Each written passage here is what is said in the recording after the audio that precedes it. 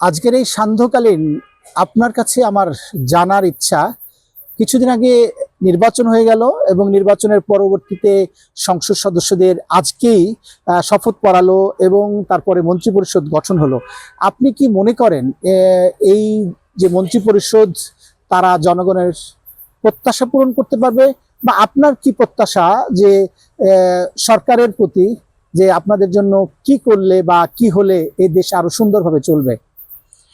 আমার যেটা ধারণা সেটা, আপনার নাম বলে কথা বললে আমার জন্য। আমি মহিউদ্দিন বাইজিদ, আমি একজন সহকারী শিক্ষক মাধ্যমিক বিদ্যালয়।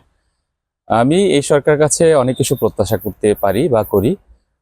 যেহেতু আজকে নতুন সরকারের শপথ গ্রহণ অনুষ্ঠান অনুষ্ঠিত হলো, আমি আশা করছি যে এই সরকার জনগণের আশা কিছুটা হলেও পূরণ করতে পারবে। কারণ দীর্ঘদিন জনগণ একটি দুশ্চিন্তা নিয়ে ঘুরতেছিল, বা বলতে গেলে দুশ্চিন্তা নিয়েছিল।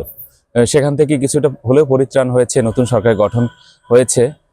এই সরকার আমি মনে করি সন্ত্রাস, চাঁদাবাজ এটা নির্মূল করবে এবং করতে সক্ষম হবে।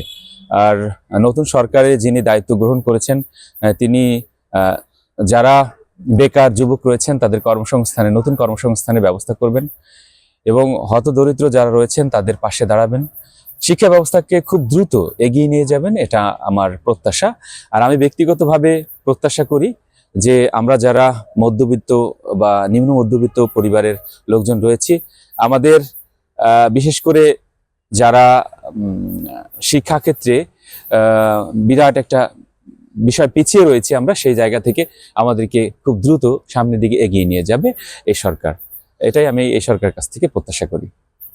শ্রোতা বন্ধুরা, আমরা শুনছিলাম একজন ব্যক্তি, উনি বলেছেন যে এই সরকার তার প্রত্যাশা পূরণের জন্য তার কতগুলো চাহিদা উনি জানিয়েছেন। তার মধ্যে বলেছেন যে এই যে দেশের হানাহানি, এই বিষয়গুলো থেকে কিভাবে পরিত্রাণ হবে এবং মানুষের যে দারিদ্রতা এবং তার এই দূর করার ক্ষেত্রে এই সরকার কাজ করবে।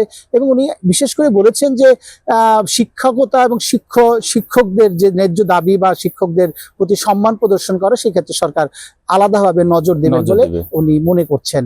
আজিজ শাহিন, নেক্সট বাংলাদেশ 24, বরিশাল।